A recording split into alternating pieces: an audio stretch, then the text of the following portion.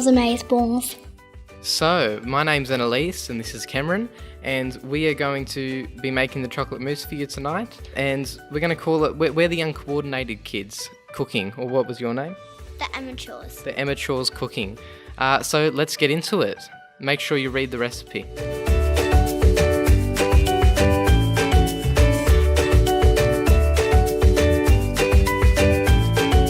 Okay, we're going to get straight into it. We're going to start making these. So, first things first, we're going to make something, and it's called a double boiler. So I'm going to fill this pot about a quarter up. Alright, then I'm going to bring it over to this hot plate. I'm just going to turn it on. I'll probably put it up high to start with. Okay, so a double boiler, basically, the glass bowl goes into the hot water, and there's a barrier, so the whatever you're putting in there is not going to get wet, but it's also going to be heated and therefore melt, which is what you want. Without the wetness, that doesn't make any sense, you know what I mean? Here's the lovely chocolate that you saw before. Now we're going to put it in. We have moved the double boiler over to here.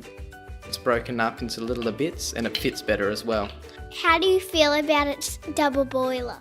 Yes, I'm very happy with it. It's a very good method that was taught to me by my father a long time ago, and I've seen it in practice many times. It's very effective. My brother forgot to tell you one important thing.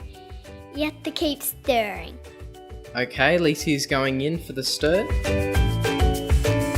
I'm a bit confused because it's not melted yet. I think you should try and stir it as if it's liquid. As she stirs, you can see it's getting a lot more melted and it's sort of evening out. Do you see that, Lisi? Yes. You must be very careful of your hands and your arm, or your wrist, I suppose. You don't want to get burnt because it is a potential hazard. It's very hot at this stage.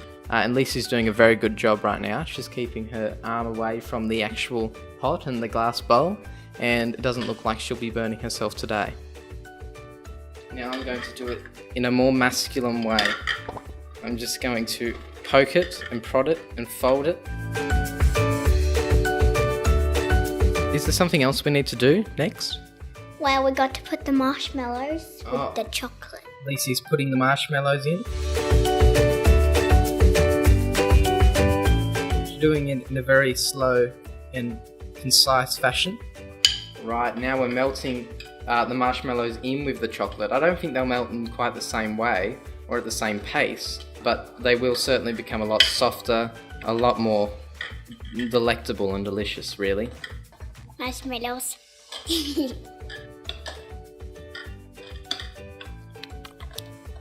Okay, I'm going to do the process of separating the eggs right now. So, all we need to do is we need to crack the egg open like we always would, but we're not going to let the yolk actually fall in. A couple of little bits that went in there out, and I'm doing a very good job. All you got to do is put the yolk into both shells and let the whites just run out.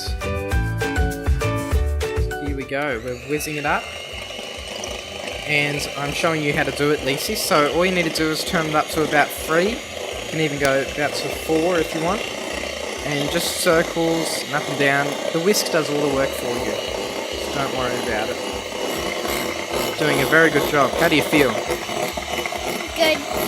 Very good job. It's getting peaky and lovely.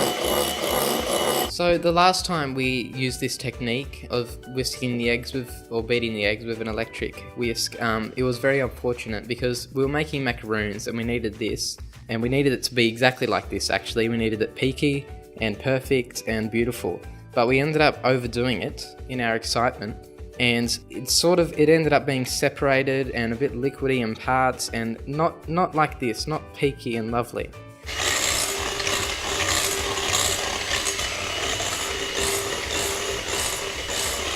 It was very thin and liquidy, and then we made it thick by doing exactly what we did to the eggs, which was beating it, wasn't it? Yeah. Okay, so we're going to be merging 2 ingredients now. We're going to be putting the chocolate in with the cream, folding them in. So here we go.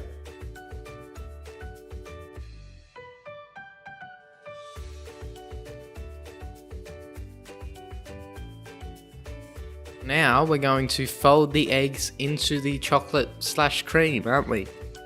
Well, yes. And what's it very important that we do properly? Whisk it well. Fold it well. made sure to let the chocolate cool a little bit because otherwise we're cooking the egg when we put it in, and that's very bad, isn't it? Yes.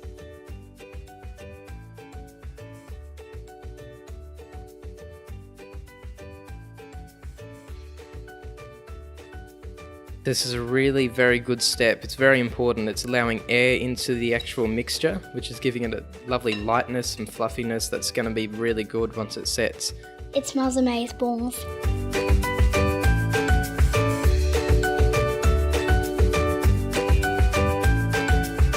I haven't seen my brother lick the spoon once, and I'm very proud. I would have done that. This is alcohol. This is brandy. Dad told me to grab this and put it in. It wasn't my idea, but we're going to do it secretly. We're not going to tell anyone. It'll be tasty. So I'm just putting it into the 2 adult ones, just half in one, half in the other. Don't worry, no kids will be having this, okay?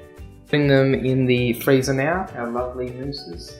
You can go the 2 adult ones into the back so that we know those are the ones with brandy in them, and Lacey's putting the next 2 in. Good job.